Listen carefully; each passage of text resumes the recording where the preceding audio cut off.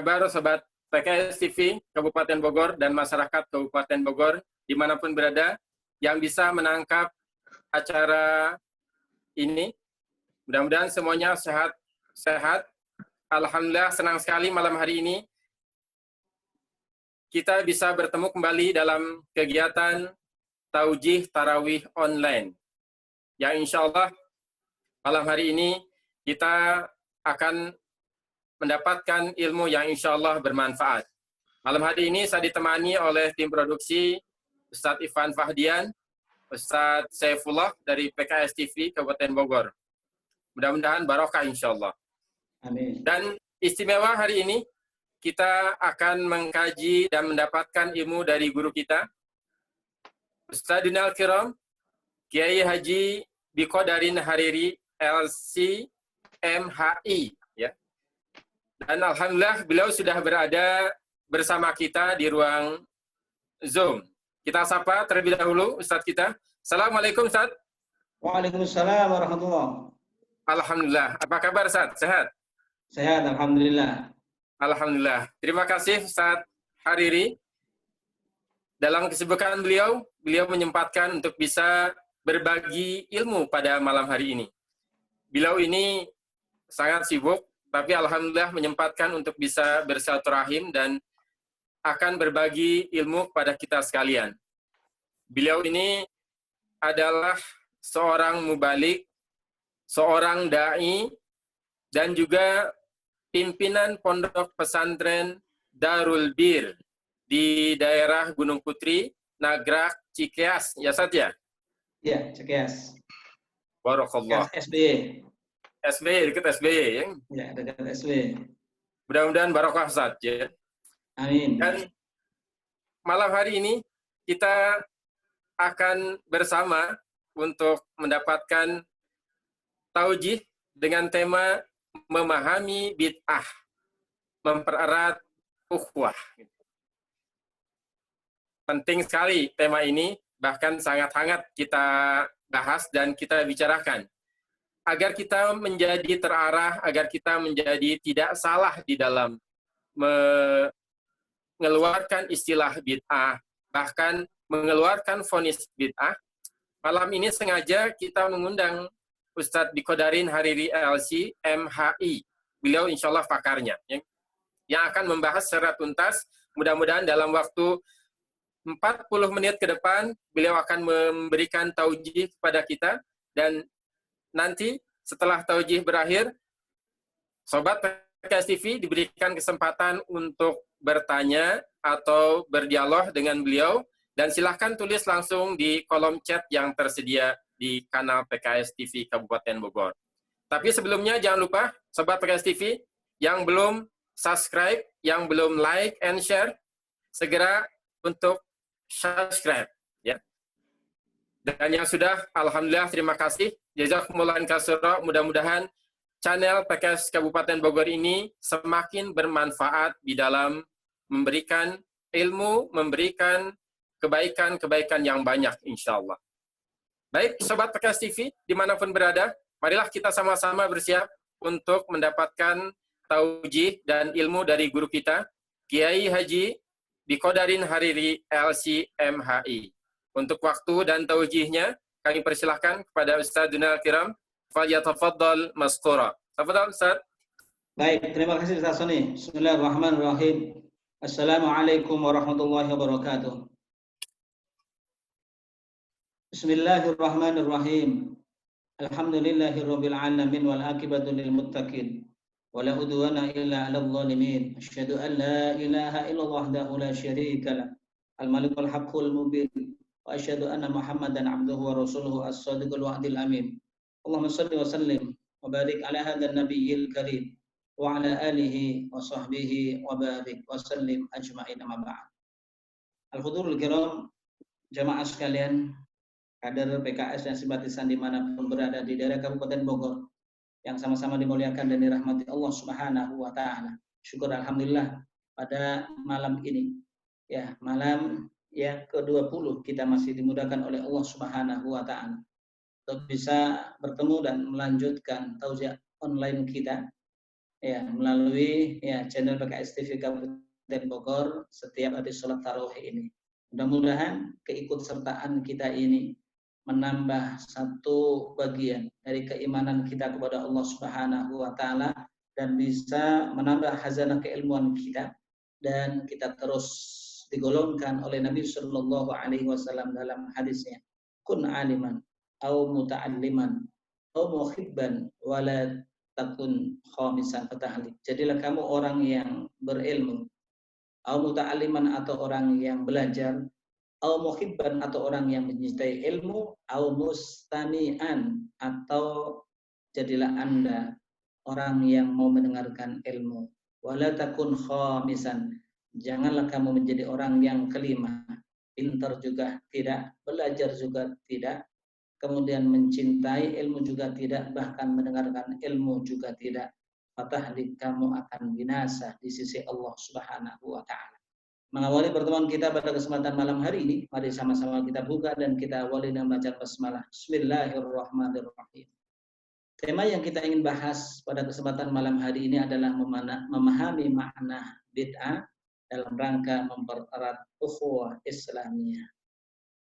Jemaah sekalian, semoga dimuliakan Allah. Jadi kalau kita berbicara masalah bid'ah, maka sungguh ini merupakan ya sebuah istilah yang momok buat kita. Kadang-kadang ya ketika orang dikatakan bid'ah mungkin barangkali dia tidak terima, atau ketika seseorang mendengarkan kata bid'ah seolah-olah apa yang dilakukan itu ya kemudian tidak ada nilainya, tidak ada manfaatnya di sisi Allah Subhanahu wa taala. Sejauh mana ya makna bid'ah yang disampaikan oleh Rasul dan sejauh mana yang disampaikan oleh para ulama mengenai bid'ah itu sendiri.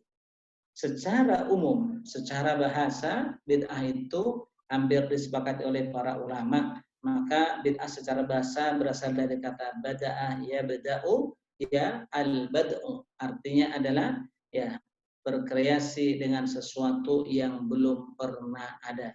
Secara bahasa, makna bid'ah itu adalah berkreasi dengan sesuatu yang belum ada. Hal ini sejalan dengan firman Allah Subhanahu wa taala dalam surat Al-Hadid ayat 27. Aitu qala fi muhkami kitabi a'udzu billahi minasyaitonir rajim. Wa rahbaniyatan ibtada'uha ma katabna 'alaihim illa ibtigha'a ridwanallah fama ra'awha haqqa ri'ayatiha fa'atayna alladziina amanu minhum ajrahum wa katsirum minhum fasiqun. Surat Al-Hadid ayat 27. Dan mereka mengada-adakan rubbaniyah. Rubbaniyah itu maknanya adalah ya satu sifat-sifat ketuhanan ya padahal kami tidak mewajibkan mereka, tetapi mereka sendirilah yang mengada-adakan untuk mencari keridhaan Allah. Lalu mereka tidak memeliharanya dengan pemeliharaan yang semestinya, maka kami berikan kepada orang-orang yang beriman di antara mereka pahalanya dan banyak di antara mereka orang-orang yang fasik. Jadi ini makna bid'ah ya secara bahasa disampaikan oleh Allah Subhanahu wa taala di dalam surat Al-Hadid ayat 27. Kemudian kita lihat di dalam hadis Nabi Shallallahu alaihi wasallam. Salah satunya adalah hadis sahih riwayat Ibnu Huzaimah. Nabi Shallallahu alaihi wasallam mengatakan man sanna sunnatan hasanatan falahu ajruha wa ajru man amila biha min khairi ayyanqusu min ujurihim syai'. Waman sanna sunnatan sayyi'atan kana alaihi wizruha wa wizru man amila biha min ghairi ayyam qusum min auzarihim syai'. Barang siapa yang mengada-adakan satu kebiasaan yang baik, maka dia akan mendapatkan pahala dari kebiasaan tersebut dan pahala orang yang melanjutkan kebiasaan baik tersebut, di mana pahala dia tidak dikurangi sedikit pun oleh Allah Subhanahu wa taala. Dan sebaliknya waman sanna sunnatan sayyi'atan, dan barang siapa yang mengada-adakan satu kebiasaan yang buruk, maka dia mendapatkan dosa dari perbuatan itu dan dosa orang yang melanjutkan perbuatan itu, sedangkan dosa orang yang melanjutkan perbuatan itu tidak dikurangi sedikit pun oleh Allah Subhanahu wa taala. Jadi inilah makna bid'ah secara lughawi atau makna bid'ah secara bahasa, ya artinya adalah bahwa bid'ah itu adalah sesuatu yang diadakan, sesuatu yang baru yang diada-adakan. Lalu bagaimana halnya secara istilah menurut para ulama? Ada banyak pengetahuan dan banyak penjelasan yang disampaikan oleh para ulama mengenai makna bid'ah itu sendiri.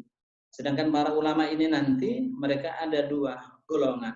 Ada kelompok yang memperluas makna bid'ah, ada kelompok yang mempersempit makna bid'ah. Maka makna bid'ah menurut kelompok yang memperluas makna bid'ah seperti Al-Imam Al-Izz bin Abdus Salam. Beliau mengartikan bid'ah adalah melakukan sesuatu yang belum dikenal pada masa Rasulullah Shallallahu Alaihi Wasallam.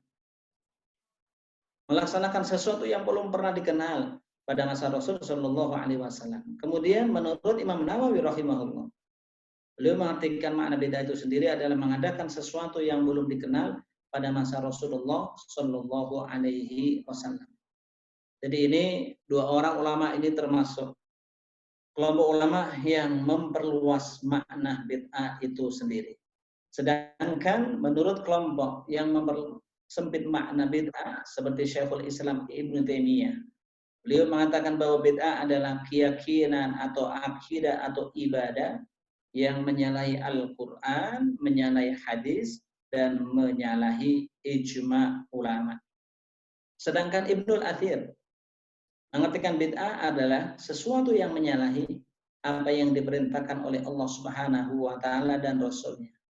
Sementara menurut Ibnu Rajab Al-Hambali, beliau mengartikan bid'ah adalah sesuatu yang diada-adakan, yang tidak ada dalil asalnya, yaitu rujukannya dalam syariat. Ya, dari kelima ulama yang saya sampaikan tadi, mereka hampir ya sepakat memahami makna bid'ah. Pada hakikatnya bid'ah itu adalah sesuatu yang diada-adakan, yang belum pernah terjadi, yang belum dilakukan oleh Rasulullah Shallallahu Alaihi Wasallam. Jadi hampir baik golongan ulama yang memperluas makna bid'ah atau mempersempit makna bid'ah, mereka sepakat ya sesungguhnya bid'ah itu adalah melakukan sesuatu yang belum ada atau belum pernah dikenal pada zaman Rasul Shallallahu Alaihi Wasallam. Lalu bagian yang kedua, apakah bid'ah itu hanya satu macam atau ada bermacam-macam? Tentu dalam hal ini ada dua kelompok besar.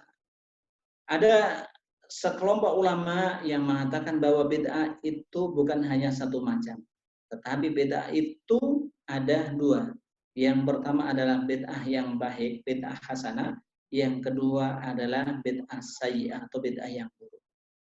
Pendapat yang seperti ini disampaikan mayoritas ulama Syafi'iyah dan para pendukungnya. Ya, disampaikan oleh mayoritas ya ulama Syafi'iyah dan para pendukungnya. Dalam hal ini disampaikan sendiri oleh Imam Syafi'i rahimahullah. Beliau Imam Syafi'i mengatakan al-bid'ah bid'atan ma wafaqal kitabah fa hiya mahmudah wa ma khalafa al-kitabah was sunnah fa hiya madhumah. Kata Imam Syafi'i, bid'ah itu ada dua.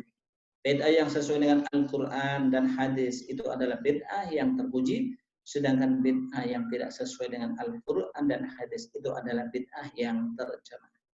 Di samping Imam Syafi'i sendiri, para pengikut madhab Syafi'i seperti Al-Izz bin Abdus Salam, Imam Ibnu Abdil Bar, Imam Ghazali, Abu Syama, Imam Al-Qurtubi. Ya, Al-Qurtubi ini tentu adalah seorang ulama yang bermadhab Maliki karena beliau punya tafsir Al-Qurtubi yang sangat terkenal, sangat populer, dan Ibnu Hajar Al-Asqalani serta Imam As-Suyuti mereka sepakat mengatakan bahwa bid'ah itu ada dua macam, ada bid'ah hasanah, ada bid'ah sayyi'ah.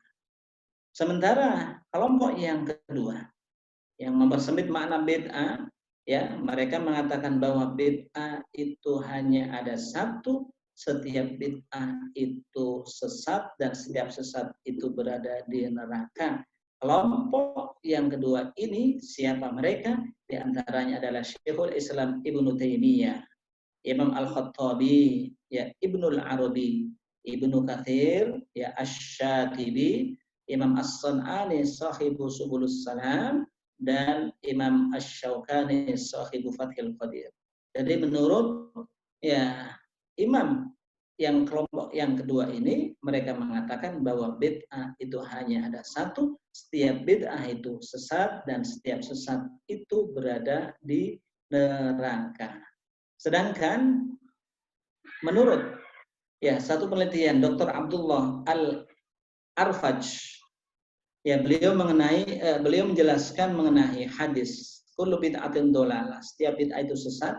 Beliau mengatakan kebanyakan ulama berpendapat bahwa sesuatu yang baru dan dia ada-adakan sekalipun dalam agama itu ada yang terpuji dan ada yang tercela. Parameternya adalah ijtihad dan telaah terhadap dalil-dalil atau nas-nas syar'i yang ada. Kemudian kelompok yang kedua, sebagian kelompok berpendapat bahwa setiap sesuatu yang baru dalam agama yang diada-adakan dan belum muncul pada zaman Nabi Shallallahu Alaihi Wasallam dan para sahabat serta salafus saleh adalah tercela dan tersesat. Sedangkan kelompok yang ketiga, menurut Abdullah Al-Arfaj, sebagian yang lain berpendapat bahwa sesuatu yang baru dalam agama jika berada dalam naungan dalil syar'i yang umum dan sesuai dengan petunjuk dalil tersebut secara eksplisit atau implisit, maka hal itu disebut bid'ah, akan tetapi disebut dengan hukum hal itu disebut dengan bid'ah. Jadi ini menurut Imam Abdullah Al-Ilah Al-Arfaj, beliau memaknai bid'ah bukan hanya ada dua, tapi beliau menyebutkan ada 3 kelompok. Sekarang kembali kepada 2 kelompok besar yang mengatakan bid'ah itu ada 2. Ada yang mengatakan bid'ah sesat, ada yang mengatakan bid'ah hasanah dan bid'ah sayyi'ah. Lalu dalilnya mana?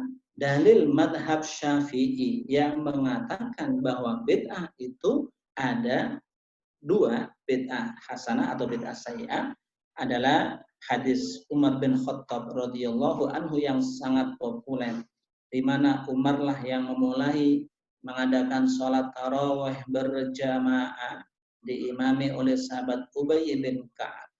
Kemudian Umar setelah mengumpulkan jamaah secara masif dan besar itu, Umar mengatakan nikmatil bid'atu hadhihi, inilah sebaik-baik bid'ah.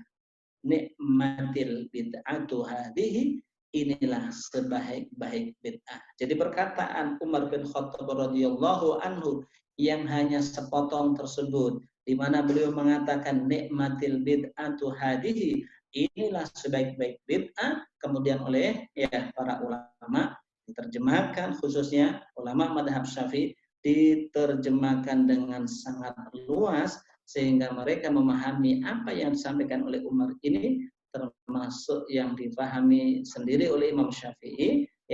Beliau mengatakan bid'ah itu ada 2. Bid'ah itu ada 2. Jamaah sekalian, semoga dimuliakan dan dirahmati Allah Subhanahu wa taala. Kemudian dalil yang lain, tentu ini dari Mujahid. Dakhaltu ana wa Urwah bin Az-Zubair al-Masjid, dan Abdullah bin Umar radhiyallahu anhu jalisun ila hujrati Aisyah radhiyallahu anha wa idan nasun yusalluna fil masjid salatan duha, qala fa sa'alnahu an salatihim faqala bid'ah. Jadi dalil yang kedua ini,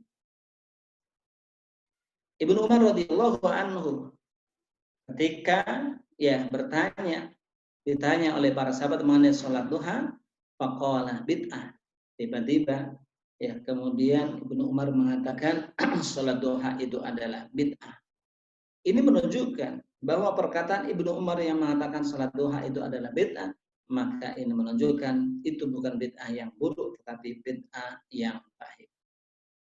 Kemudian kelompok yang kedua, selain mazhab Syafi'i, yang mengatakan bahwa bid'ah itu hanya ada satu dalil, yang mana? Dalilnya adalah pertama surat Al-Maidah ayat 3 yang sudah sangat populer. Ketika Allah Subhanahu wa taala mengatakan al-yauma akmaltu lakum dinakum wa asmamtu 'alaikum ni'mati wa raditu lakumul Islam madinah. Pada hari ini Aku sempurnakan agama kalian untuk kalian, dan aku sempurnakan nikmatku untuk kalian, dan aku ridho ya Islam ini sebagai agama untuk kalian. Tentu makna akmal itu aku sempurnakan seolah-olah sudah tidak ada kekurangan lagi, tidak ada celah lagi. Apa yang berkaitan dengan agama urusannya sudah selesai ketika menjelang Rasulullah Shallallahu Alaihi Wasallam meninggal. Ketika Rasulullah Shallallahu Alaihi Wasallam menjelang yang meninggal. Kemudian dalil yang kedua, surat Al-An'am ayat 153. Haitsu qala fi muhkami kitabi wa anna hada sirati mustaqima fattabi'uhu wa la tattabi'us subul fatafarraqu bikum an sabilihi dzalikum wassaqum bihi la'allakum tattaqun. Jadi Allah Subhanahu wa taala sampaikan, dan bahwasanya yang kami perintahkan ini adalah jalanku yang lurus, maka ikutilah dia, dan janganlah kamu mengikuti jalan-jalan yang lain, karena jalan-jalan itu mencerai-beraikan kamu dari jalannya. Yang demikian itu diperintahkan Allah agar kamu bertakwa kepada Allah Subhanahu wa taala. Kemudian dalil yang ketiga adalah hadis Nabi Shallallahu Alaihi Wasallam yang mengatakan, wa iyyakum wa muhdatsatil umur fa inna kulla bid'atin dhalalah. Takutlah kalian akan sesuatu yang diada-adakan, karena setiap bid'ah itu adalah sesat. Ya, kemudian ya hadis yang keempat, dalil yang keempat adalah hadis man ahdasa fi amrina hada ma laysa minhu fa huwa raddun. Barang siapa yang mengada-adakan dalam urusan kami ini ma laysa minhu, sesuatu yang bukan merupakan perintah kami, bahwa raddun, maka sesuatu itu tertolak. Teman sekalian semoga dimuliakan Allah. Jadi lalu pertanyaannya, bagaimana kelompok madhab Syafi'i yang mengatakan bid'ah? Ada dua tadi, ya, mereka memahami hadis tersebut. Kalau madhab Syafi'i memahami fa inna kulla bid'atin dhalalah, sesungguhnya setiap bid'ah itu sesat. Mereka menafsiri ada ya sesuatu mausuf, sesuatu yang disifati yang dibuang. Kata mereka, fa inna kulla bid'atin sayyi'atin dhalalah. Fa inna kulla bid'atin sayyi'atin dhalalah. Ada satu sifat yang dibuang. Jadi yang sesat itu bukan semua bid'ah, tapi yang sesat kata madhab Syafi'i itu adalah bid'ah yang buruk, itu adalah yang sesat. Seperti yang disampaikan oleh Imam Nawawi rahimahullah, Shahibul Majmu', ya, seorang ulama yang mengarang kitab Al-Majmu', yang merupakan kitab induk yang kedua dalam madhab Syafi'i. Jamaah sekalian semoga dimuliakan dan dirahmati Allah Subhanahu wa taala. Kemudian bagian yang berikutnya, lalu dasar-dasar apa yang melatar belakangi mereka bisa mengatakan ini bid'ah, yang lain bisa mengatakan ini bid'ah yang baik, kemudian yang lain mengatakan ini bid'ah yang buruk, atau yang lain mengatakan tidak, ini adalah bid'ah yang sesat. Jadi sesungguhnya kalau kita lihat ada satu hal yang melatar belakangi kenapa mereka bisa beda berpendapat, ya, mengatakan itu bid'ah, sementara yang lain mengatakan itu bid'ah yang baik, yang lain mengatakan bid'ah yang sesat. Setidaknya ada tiga hal yang menjadi catatan buat kita jemaah sekalian. Yang pertama adalah karena Nabi tidak melakukannya. Jadi kadang-kadang satu hal di mana Rasulullah Shallallahu Alaihi Wasallam tidak melakukannya, inilah yang menjadikan pertanyaan. Ketika Rasul tidak melakukannya itu, apakah kemudian kita boleh ya menginovasi itu, atau kita tawakuf, abstain, kita tidak boleh melakukan sesuatu. Kemudian yang kedua, menggunakan kias dalam masalah ibadah. Sebenarnya dalam ibadah ini, ya, kita boleh menggunakan kias atau tidak. Sementara ya yang ketiga adalah ya perbuatan sahabat Nabi sepeninggal Nabi Shallallahu Alaihi Wasallam. Terkait dengan sesuatu yang tidak dilakukan Nabi Shallallahu Alaihi Wasallam, maka sesuatu itu ada yang sengaja tidak dilakukan oleh Nabi, ada yang memang tidak sengaja dilakukan oleh Nabi Shallallahu Alaihi Wasallam. Satu contoh, sesuatu yang ya tidak sengaja dilakukan Rasulullah Shallallahu Alaihi Wasallam. Di saat Rasulullah Shallallahu Alaihi Wasallam menyampaikan khutbah, maka ya beliau tidak berdiri di atas mimbar. Beliau hanya sekedar berdiri ya ketika khutbah Jumat juga tidak duduk di antara ketika duduk di antara dua khutbah, beliau juga tidak duduk di kursi, tetapi ya ketika itu beliau ya berdiri ya di atas pangkal kurma. Kemudian para sahabat ada yang usul, bagaimana Rasul ketika Rasul dibuatkan mimbar, sehingga ketika Rasul berkhutbah atau menyampaikan khutbah bisa duduk di atas mimbar itu. Lalu beliau pun menyetujui.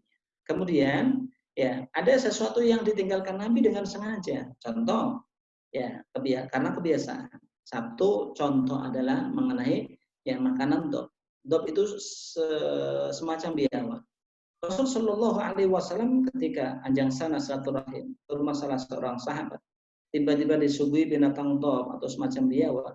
Beliau enggan memakannya, tapi Rasul tidak memakannya itu bukan berarti dop itu haram. Rasul hanya mengatakan kulu fa innaha la tujadu fi ardi qaumi. Makalah binatang dop itu karena sesungguhnya binatang dop itu tidak ada di tempat saya.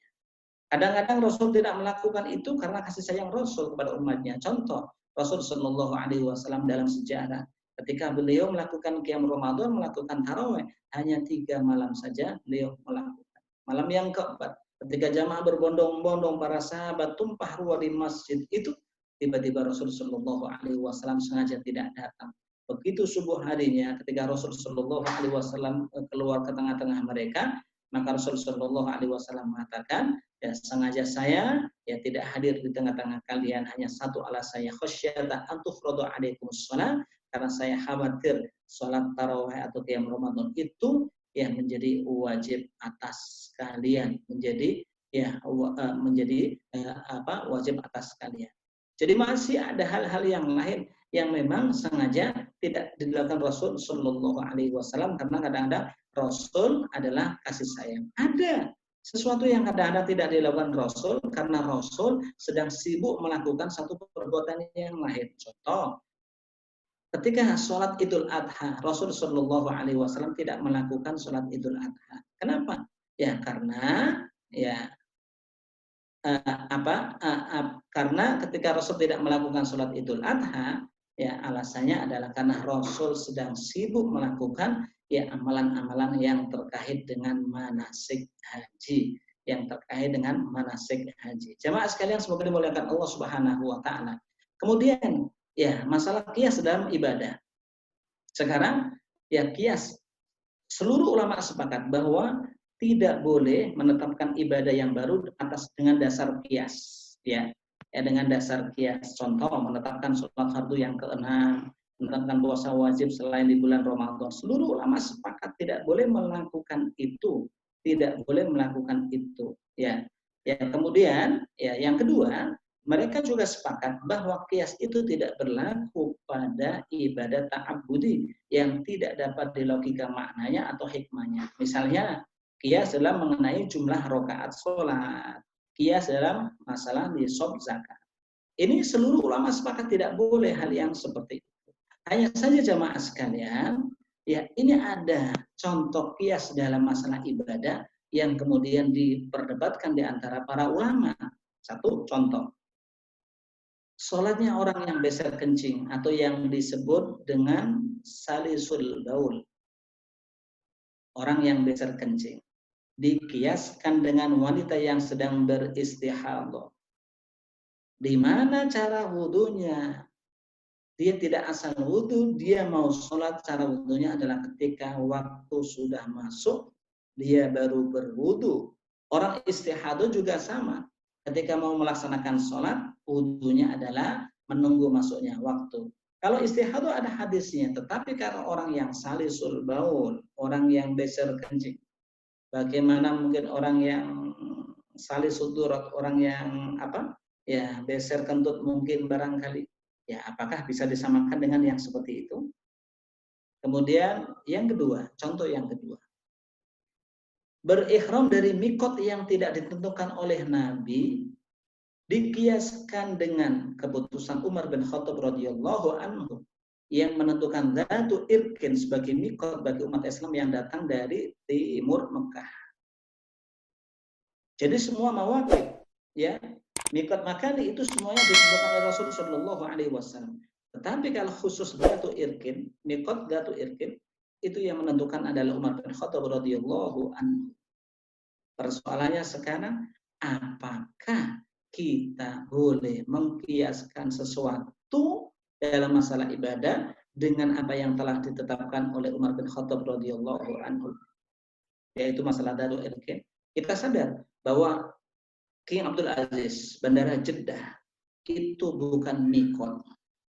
Tetapi bagaimana kita bisa membayangkan berapa juta jamaah yang kemudian ya ketika mereka turun di bandara itu, kemudian ketika mereka mengambil mikotnya dari bandara itu, apakah bandara itu termasuk bagian dari mikot atau tidak? Maka ini ya satu hal yang menjadi perdebatan di antara para ulama. Kemudian yang melatar belakangi, ya orang mengatakan bid'ah ini baik atau buruk, bid'ah ini hasanah atau tidak, perbuatan sahabat sepeninggal Nabi Shallallahu Alaihi Wasallam. Ada sederet perbuatan sahabat yang dilakukan sepeninggal Rasul Shallallahu Alaihi Wasallam. Kita lihat sekarang Jam'ul Quran fi ahdi Abi Bakar, perapian ya lembaran-lembaran mushaf Al-Quran oleh Abu Bakar As-Siddiq radhiyallahu anhu. Rasul tidak melakukan itu, tetapi Abu Bakar melakukannya. Yang kedua, Umar mengumpulkan jamaah untuk sholat tarawih dengan satu imam. Yang ketiga, Utsman menambahkan adzan yang pertama. Jadi kalau adzan Jumat pada zaman Rasul Shallallahu Alaihi Wasallam itu adalah hanya satu kali, tetapi pada zaman Utsman bin Affan radhiyallahu anhu, ya Utsman menambahkan adzan ya sebelum masuknya waktu Jumat, Jadi adzan Jumat 2 kali pada hakikatnya itu terjadi pada masa Utsman bin Affan radhiyallahu anhu, sementara pada zaman Rasul, ya pada zaman Abu Bakar, pada zaman Umar, adzan Jumat hanya terjadi sekali. Kemudian Utsman bin Affan ketika menjawab iqamah yang sedang dikumandangkan, Utsman mengatakan marhaban bil qailina adlan wabis salati marhaban wa ahla. Ini adalah perbuatan yang dilakukan oleh Utsman bin Affan radhiyallahu anhu. Kemudian Ibnu Mas'ud sendiri radhiyallahu anhu pernah mengkhususkan hari Kamis untuk dijadikan waktu memberikan tausiah beliau kepada jamaah yang ada, kepada para tabi'in yang berada di sekitar beliau. Kemudian yang berikutnya sekelompok sahabat menambahkan sedikit kalimat talbiyah yang sudah populer dari Nabi Shallallahu Alaihi Wasallam. Kita sudah tahu bahwa kalimat talbiyah yang disampaikan oleh Nabi adalah labbaik Allahumma labbaik, labbaik la syarika laka labbaik, innal hamda wan ni'mata laka wal mulk la syarika lak. Ini adalah kalimat talbiyah yang disampaikan oleh Nabi Shallallahu Alaihi Wasallam. Tetapi ya banyak sahabat yang menambahkan kalimat talbiyah itu. Contohnya Ibnu Umar menambahkan labbaik, labbaik wa sa'daik wal khairu bi yadaik, labbaik war rahba'u ilaik wal amal. Kemudian ya Umar radhiyallahu anhu menambahkan labbaik marhuban wa marhuban, labbaik dan na'ma wal fadlil hasan. Ini tambahan yang disampaikan oleh Umar bin Khattab radhiyallahu anhu. Sedangkan Abu Hurairah menambahkan talbiyah labbaik ilahal haq.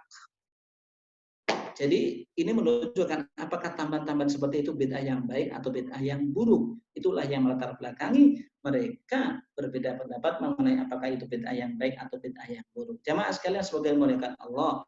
Berikutnya Abu Dzar Al-Ghifari pernah melakukan sholat sunnah tanpa melihat jumlah rakaatnya. Bahkan ketika ditanya oleh Ahnaf bin Qais, Abu Dzar, kamu itu sholat tadi kira-kira salamnya rakaat yang keberapa? Rakaat yang genap atau rakaat yang ganjil? Kata Abu Dzar, kalau saya tidak tahu salam pada rakaat yang keberapa, sungguh Allah Subhanahu wa taala tahu terhadap apa yang sedang aku lakukan. Ya, karena saya mendengar ya kekasihku Abul Qasim Rasul sallallahu alaihi wasallam bersabda, tidaklah seseorang bersujud dengan satu kali sujudan kecuali Allah akan angkat derajatnya dan Allah akan ampuni dosanya. Itu jawaban Abu Dzar Al-Ghifari radhiyallahu anhu.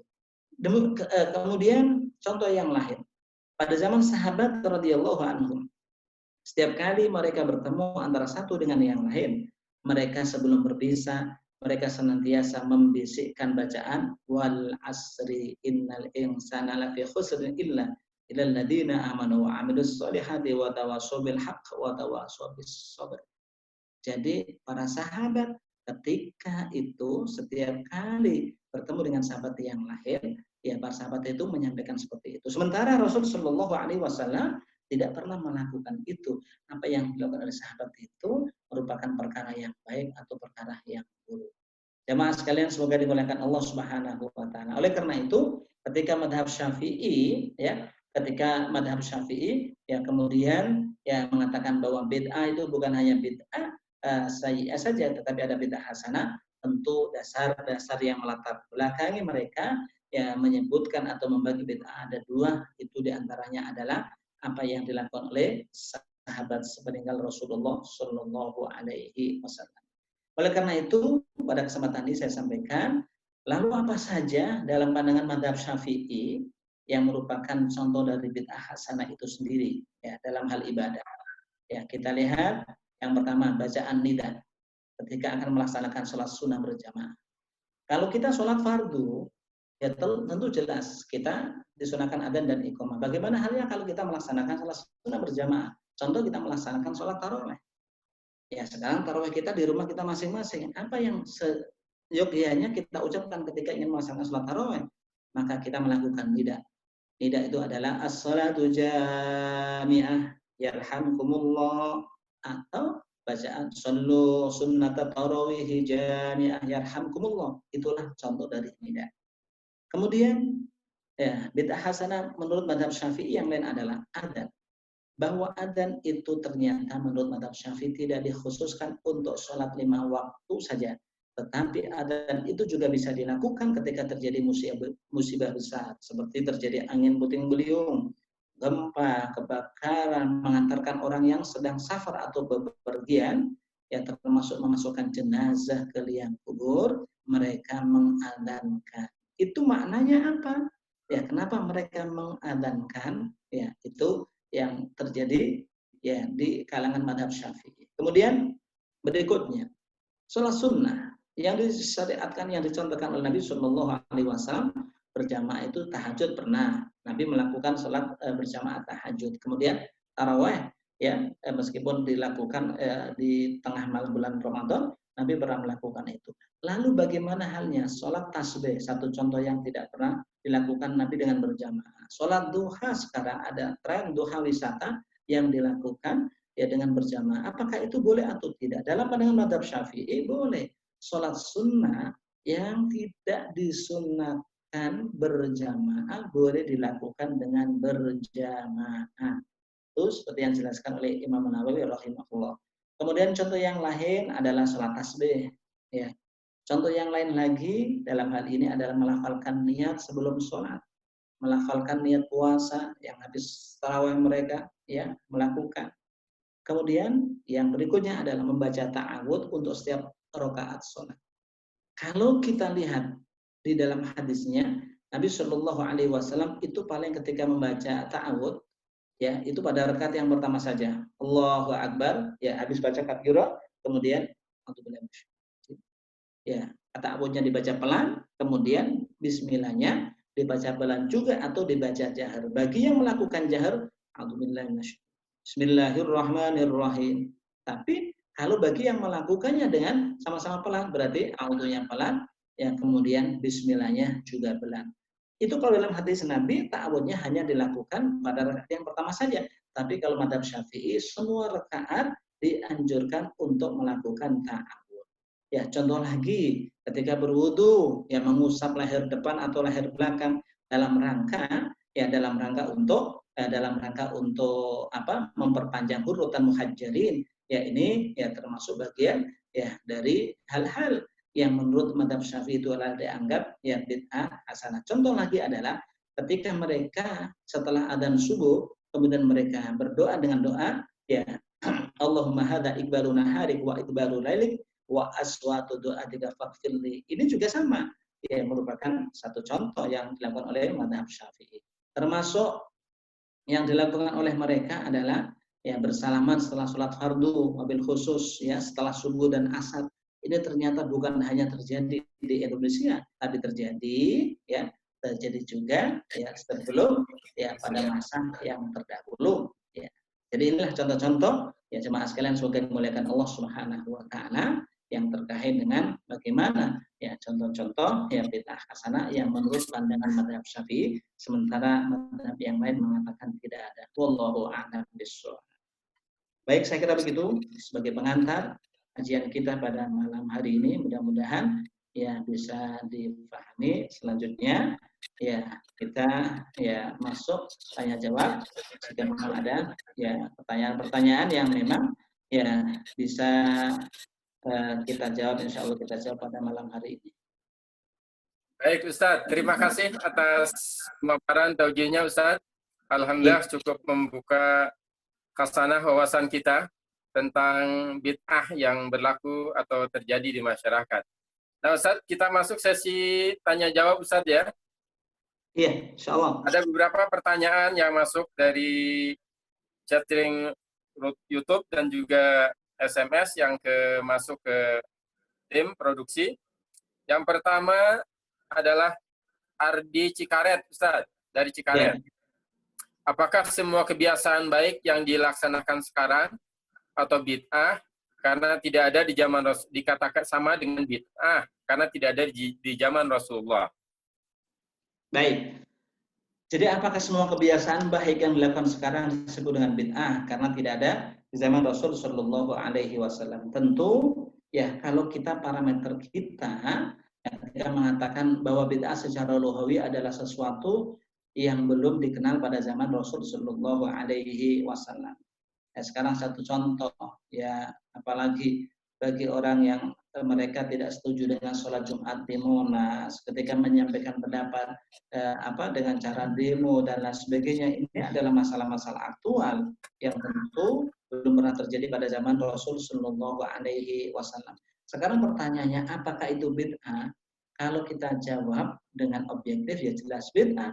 Tapi apakah itu bid'ah sesat? Ya tentu dalam hal ini kita tidak mengatakan bisa ya bid'ah sesat. Ya itu adalah bid'ah yang baik. Sekarang contoh paling gampang. Orang takjil on the road. Ya orang ngasih takjil di pinggir jalan. Ini belum pernah terjadi pada zaman Rasul Shallallahu Alaihi Wasallam. Ya kalau kita mengatakan itu bid'ah yang sesat berarti itu sesat. Tetapi kalau kita mengatakan itu adalah bid'ah yang baik, maka sesungguhnya itu adalah bid'ah yang baik. Seperti itu. Tergantung sudut pandangnya, ya kita mengatakan seperti itu. Sehingga bagi orang-orang tertentu, ya mereka tidak mau mengatakan, nggak perlu pakai takjil on the road, segala pakai sahur on the road dan lain sebagainya. Ketika memang bukan dalam kondisi pandemi yang seperti ini, ya tentu alasannya adalah yang mereka seperti itu. Wallahu a'lam. Baik, Ustaz, terima kasih. Itu pertanyaan dari Ardi Karet. Yang kedua, Ustaz, dari M. Abdan Syakuro. Abdan Syakuro. Pertanyaannya, apakah amalan bid'ah hasanah ada batasannya sehingga tidak masuk dalam bid'ah dolalah? Ya, gitu, baik. Ustaz. Apa ya. Baik, terima kasih. Apakah amalan bid'ah hasanah? Ya, itu ada batasnya sehingga kita ya, tidak masuk kategori yaitu terjerumus dalam bid'ah dolalah. Tentu dalam konteks ini parameternya adalah ya sekarang persoalannya tidak semua hal yang baik kemudian menjadi baik. Tapi persoalannya adalah sejauh mana ada payung dalilnya atau tidak. Ada dalil yang mendasari itu atau tidak. Ada dalil yang mendasari itu atau tidak. Ya satu contoh, ya ketika kita takjil di pinggir jalan, pada zaman Rasul belum pernah ada. Itu ada payung hukumnya enggak? Ya ada payung hadisnya enggak? Ada. Hadisnya man fattara shaiman, barang siapa yang memberikan buka kepada orang yang berpuasa. Nabi mengatakan man fattara shaiman dengan sangat luas, terserah caranya apapun. Ya, caranya apapun seperti itu. Termasuk dalam hal ini yang sudah selama ini maulid. Ya. Orang mengadakan maulid bid'ah atau tidak? Bid'ah. Dan sekarang persoalannya maulid itu dikatakan bid'ah hasanah. Itu payung hadisnya apa? Katakan mungkin payung hukumnya apa? Yang tentu payung hukumnya adalah hadis-hadis yang menjelaskan agar kita memperbanyak sholawat kepada Rasul Shallallahu Alaihi Wasallam. Fasullu alaiya fa inna sholatakum ya tablughuni khairu kuntum man shalla alaiya sholatan sallallahu alaihi wasallam. Ya, jadi payung hadisnya, payung hukumnya, payung dalilnya adalah hadis-hadis yang sangat umum. Sehingga kalau ditanya ada batasannya atau tidak, batasannya adalah sejauh mana masih ada dalil yang sangat umum, ada hadis atau ayat yang sangat umum, maka cabang atau ya mungkin penjelasan dari hal yang sangat umum itu ya bisa dikategorikan satu hal yang bisa diterima atau satu hal yang bid'ah yang baik, tidak termasuk kategori bid'ah yang sesat. Wallahu a'lam bishawab. Baik, Ustaz. Terima kasih. Itu pertanyaan dari Iya. M. Abdan Syakuro. Pertanyaan selanjutnya, Ustaz. Dari Teni Harun. Pertanyaan begini, Ustaz. Mau tanya amalan-amalan apa saja yang disebut bid'ah hasanah. Karena sekarang ini para ulama beristihad tentang ibadah yang tidak dicontohkan oleh Rasulullah. Demikian, Ustaz. Ya, baik. Sekarang contoh ya amalan-amalan saja yang bisa disebut dengan bid'ah hasanah di zaman sekarang banyak sekali ya para ulama berbicara tentang ibadah. Sekarang contohnya apa? Ya sekarang kita lihat ya ketika orang mengkhususkan santunan di bulan Ramadan. Kalau santunan kepada anak yatim ini enggak ada. Ya perintahnya di bulan Ramadan yang ada itu bahwa sedekah di bulan Ramadan itu afdhalus shadaqah fi Ramadan. Sebaik-baik sedekah adalah sedekah di bulan Ramadan. Ya. Kemudian yang kedua iktikaf jama'i. Iktikaf jama'i dengan model yang seperti ini ya.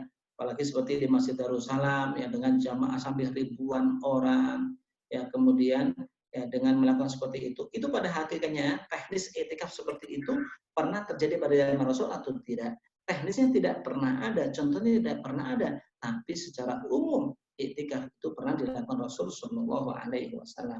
Termasuk ya dalam hal ini ya orang ya ketika ya melaksanakan sholat tahajud di bulan Ramadan. Nah, Rasul itu melakukan tahajud enggak di bulan Ramadan? Rasul kalau kita lihat melakukan tahajud di bulan Ramadan itu ya memang include karena tarawih yang dilakukan beliau ya di tengah malam di bulan Ramadan sehingga Rasul tidak perlu tahajud lagi. Nah sekarang persoalannya kita tarawihnya adalah habis isya. Setelah itu kemudian bangun malam kita tahajud. Apakah yang seperti itu pernah dilakukan Rasul Shallallahu Alaihi Wasallam? Sehingga kembali kepada arti tadi itu termasuk kategori ya bid'ah yang baik atau bid'ah hasanah. Wallahu a'lam bishawab. Baik, Ustaz. Terima kasih. Itu pertanyaan dari Saudari Teni Harun. Selanjutnya, Ustaz. Banyak nih, Ustaz, nih pertanyaannya. Pertanyaan dari Dian Ciomas. Iya. Apakah pernyataan vonis bid'ah itu akan mempengaruhi akidah seseorang? Apa tahu, Ustaz? Ya. Vonis bid'ah apakah mempengaruhi akidah seseorang? Ya tentu kalau vonis itu kan dari orang. Ketika orang mengatakan anta mubtadi, itu pelaku bid'ah. Apakah mempengaruhi akidah kita bahwa penilaian akidah kita, keyakinan kita yang menilai itu adalah Allah Subhanahu wa taala. Perkara kalau kemudian orang tidak setuju dengan apa yang kita lakukan, kemudian dia langsung mengatakan bahwa itu bid'ah, dia itu ahlu bid'ah dan sebagainya, la yu'assir fi imanina, itu sama sekali tidak mempengaruhi keimanan kita. Keimanan kita yang nilai hanyalah Allah Subhanahu. Baik. Kemudian Ustaz, mohon tanggapannya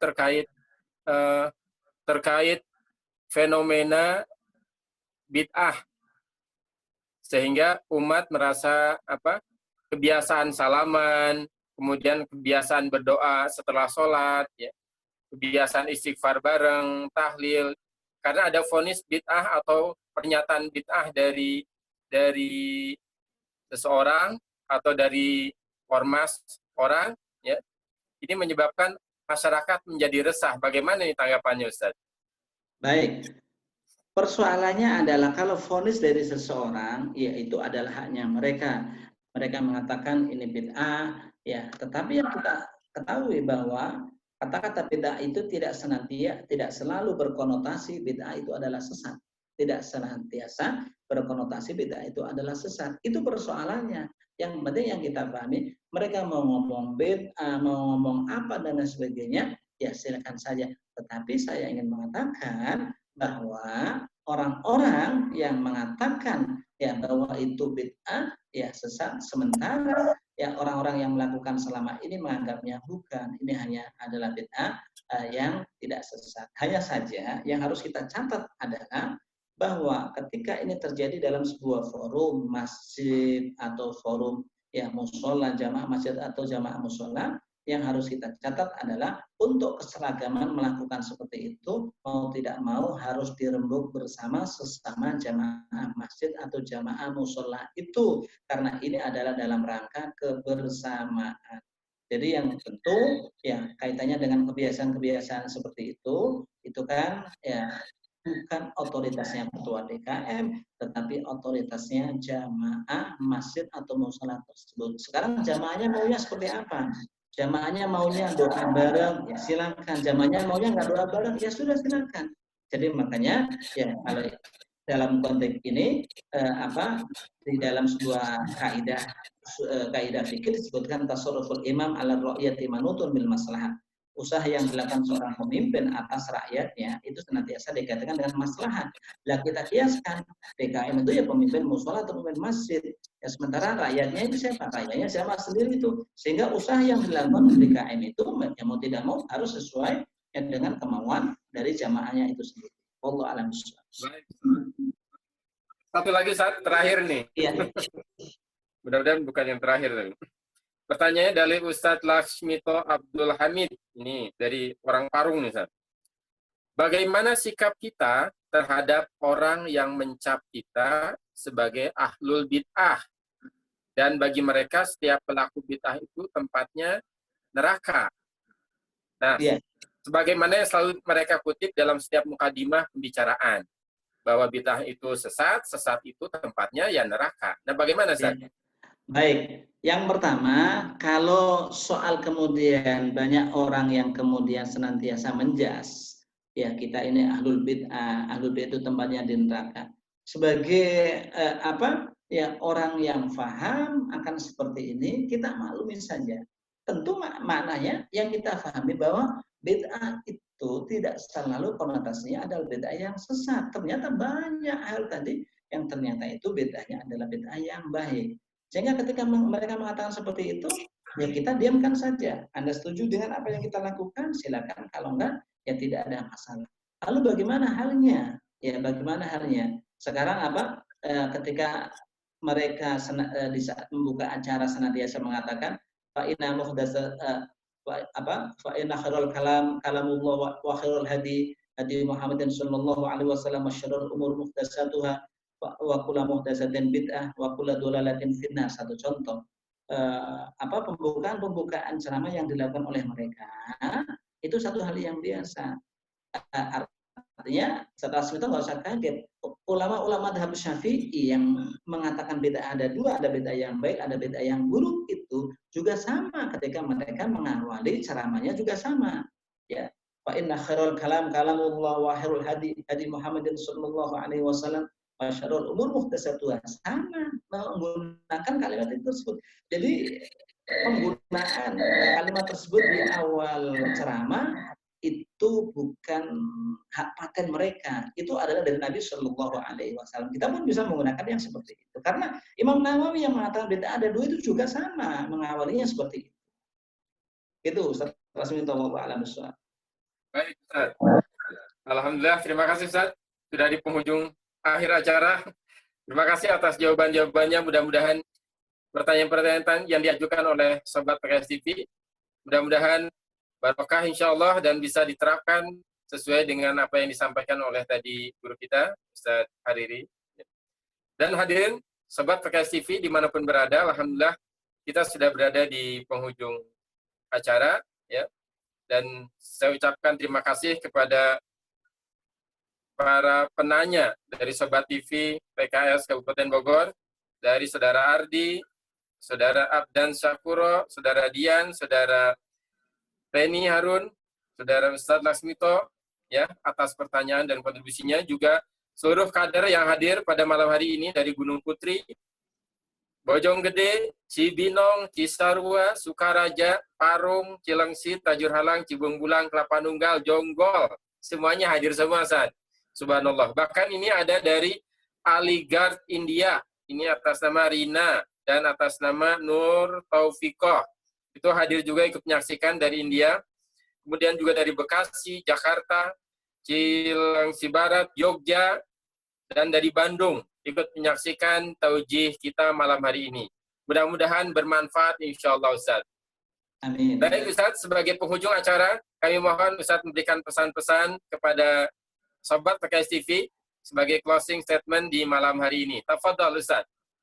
Baik, terima kasih sahabat-sahabat PKS TV, ikhwah sekalian, semoga dimuliakan Allah Subhanahu wa taala. Jadi kita mesti ya harus hati-hati dalam menilai seseorang apakah yang dilakukan oleh mereka itu menggunakan dalil atau tidak.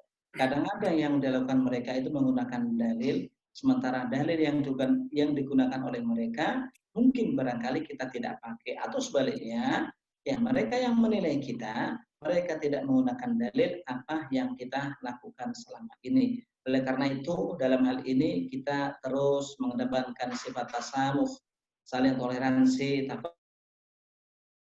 Mereka, ya prinsipnya adalah lana a'maluna walakum a'malukum. Bagi kita adalah apa yang kita kerjakan, dan bagi kalian adalah apa yang kita kerjakan. Ya, apa yang kalian kerjakan, karena sesungguhnya apa yang kita lakukan ini kita kembalikan pada Allah Subhanahu wa taala, kita bertanggung jawab pada Allah Subhanahu wa taala. Wala tus'aluna amma kanu ya'malun. Kalian semua tidak akan ditanya oleh Allah Subhanahu wa taala tentang apa yang mereka lakukan, tapi ingat kita akan ditanya oleh Allah Subhanahu wa taala tentang apa yang kita lakukan. Sehingga dalam konteks ini kita saling tafahum, saling memahami dan saling mengerti di antara kelompok-kelompok yang mungkin berbeda pemahaman mengenai bid'ah ini. Kita juga harus saling memakluminya tanpa kita harus ngotot bahwa apa yang kita sampaikan adalah yang paling benar.